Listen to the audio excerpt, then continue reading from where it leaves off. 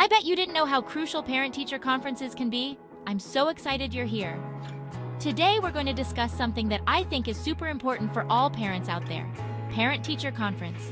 They are a valuable opportunity to connect with your child's teacher and make sure they're thriving, both academically and personally. We all want our kids to be happy and successful, right? And sometimes that means asking the right questions. So, we're going to dive into the top non-academic questions you should ask at your child's parent-teacher conference. These questions will help you understand your child's overall well-being at school. Because let's be honest, a happy kid is a kid who's ready to learn. So grab a pen and paper, get comfy, and let's get started. All right, let's jump right in with our first question, which is all about your child's social life at school. You know, the whole playground politics, lunchroom shenanigans, best friend dramas, it's a whole thing, right? But seriously, it's important to know how your little one is navigating the social scene. So when you're chatting with the teacher, don't be afraid to ask, how is my child doing socially? Are they making friends easily? Do they participate in group activities? Are they generally well-liked by their peers? And listen, it's okay if your child isn't the most popular kid in school. We've all been there. What's important is that they have at least one or two close friends and that they feel comfortable and included in the classroom. If the teacher mentions any concerns, don't panic. It doesn't mean your child is doomed to a life of social awkwardness. Just ask the teacher for specific examples and suggestions on how you can help your child improve their social skills. Maybe they can pair your child with a buddy during activities or encourage them to join a club that aligns with their interests. Remember, every child is different, and some kids are naturally more outgoing than others. The goal here is to make sure your child feels happy and supported in their social environment. Because let's face it, school is so much more fun when you have friends to share it with. Okay, question number 2 is all about cracking the code of your child's brain. We're talking learning styles, people. This is a game changer. Now, we all know that every child learns differently. It's like each child has their own unique key to unlock their potential. Some kids are visual learners, some are auditory learners, some need to move their bodies to really grasp concepts, and some just want to build a fort out of blankets and learn in their own little world. Hey, no judgment. Every method has its own magic. The point is, understanding how your child learns best can make a world of difference in their academic success and their overall attitude towards school. It can turn struggles into triumphs. So, how do you figure out this learning style mystery? It's like being a detective in your child's educational journey. Well, that's where the teacher comes in. They are your co-detective. During the parent-teacher conference, ask, what is my child's learning style? This question can open doors to understanding.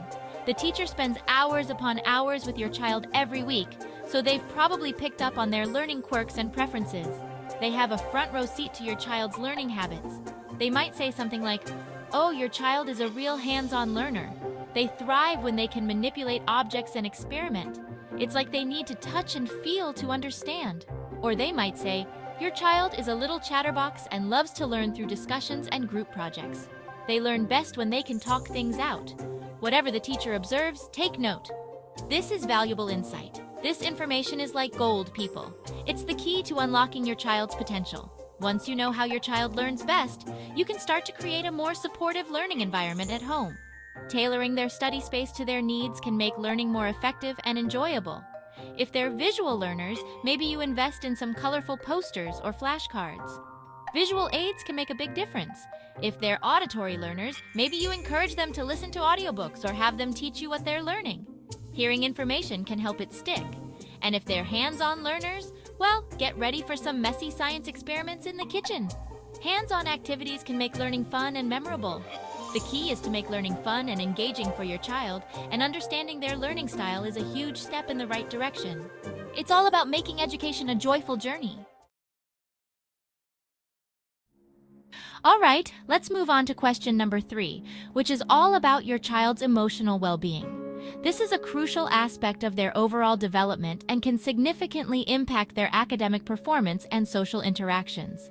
Now, I know we're not therapists here, but it's important to remember that school isn't just about academics. It's a place where children learn to navigate the complexities of social relationships and develop their emotional intelligence.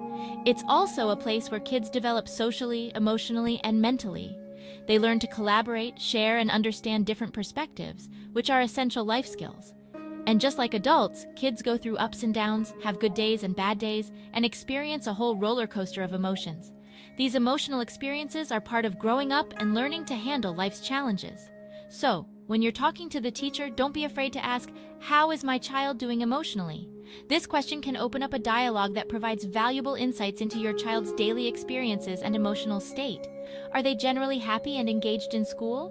Do they participate actively in class and enjoy their time with friends? Do they seem stressed or anxious? Are there specific situations or subjects that trigger these feelings? Are they able to cope with disappointments and challenges? How do they handle setbacks or conflicts with peers?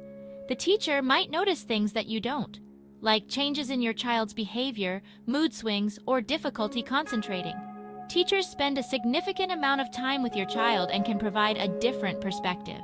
Now, I know it can be tough to hear that your child might be struggling, but remember, you're not alone in this.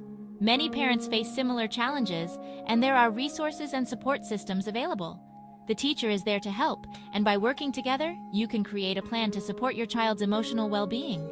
This might include regular check-ins, additional support in certain areas, or even professional counseling if needed. Maybe they need some extra help with organization or time management. These skills can reduce stress and help them feel more in control of their schoolwork. Maybe they're feeling overwhelmed by peer pressure or social media. These external pressures can significantly impact their emotional health, or maybe they're just going through a phase, and with a little extra love and support, they'll come out the other side shining brighter than ever. Phases are a normal part of development, and your support can make a big difference. The important thing is to keep the lines of communication open with both your child and their teacher. Regular conversations can help you stay informed and address any issues early on. Encourage your child to talk about their feelings and let them know that it's okay to not be okay all the time. This can help them feel safe and supported. And remember, you're doing a great job, parents. Your involvement and care are crucial to your child's emotional well-being and overall success. Okay, question number 4 is all about teamwork. Because let's be real, parents and teachers are on the same team here, and we both want what's best for the little humans in our lives. So how can we work together to set our kids up for success? Well, one of the best things you can do at a parent-teacher conference is to ask, "How can I help support my child at home?" This shows the teacher that you're invested in your child's education and that you're willing to put in the effort to help them succeed. The teacher might suggest specific activities or routines that you can incorporate into your child's day. Maybe they need extra practice with their multiplication tables, or maybe they would benefit from reading aloud for 20 minutes each night. Or maybe the teacher will suggest ways that you can reinforce positive behaviors at home, like praising your child's effort and perseverance, even when they make mistakes. Remember, consistency is key. Just like you wouldn't expect to see results from a workout routine after just one day, you can't expect your child to make drastic changes overnight. But by working together with the teacher and establishing consistent routines and expectations at home, you can create a supportive and nurturing environment where your child can thrive. And who knows, you might even learn something new along the way.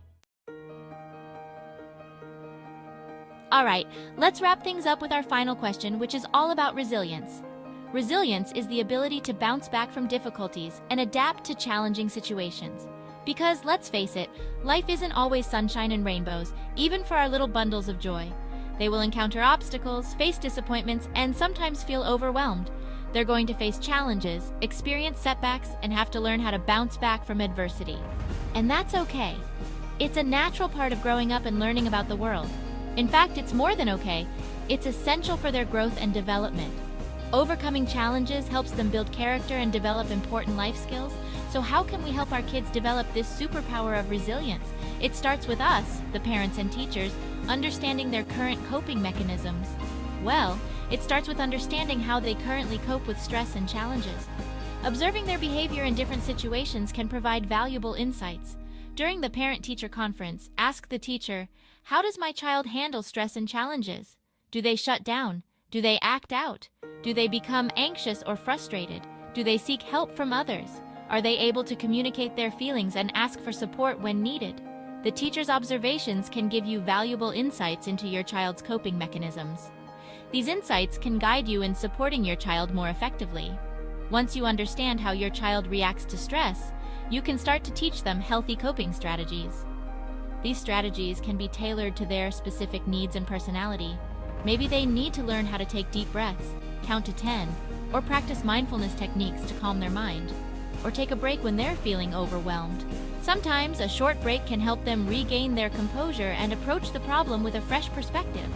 Maybe they need help developing a growth mindset, where they view challenges as opportunities for learning and growth rather than as threats. Encouraging them to see mistakes as learning experiences can be very powerful. And remember, it's okay to not have all the answers. It's a learning process for both you and your child. Parenting is a journey, not a destination, and we're all learning as we go. Every step you take to support your child makes a difference. But by asking the right questions, being present for our kids, and teaching them how to navigate the ups and downs of life, we can help them develop the resilience they need to thrive in this crazy, beautiful world. Together, we can build a strong foundation for their future. Well, that's all I've got for you today, folks. Thanks for tuning in. I hope these 5 questions help you have a more meaningful and productive parent-teacher conference, making the most of your time together. Remember, it's all about communication, collaboration, and a whole lot of love and support for our children. Because at the end of the day, we all want the same thing for our kids, to be happy, healthy, and successful human beings in every aspect. And who knows, maybe one day they'll be the ones giving the parent-teacher conferences, guiding the next generation. Don't forget to like, comment, and subscribe for more helpful tips and insights. And remember, you're doing an amazing job, parents. Keep believing in yourselves. Keep up the great work, and see you next time.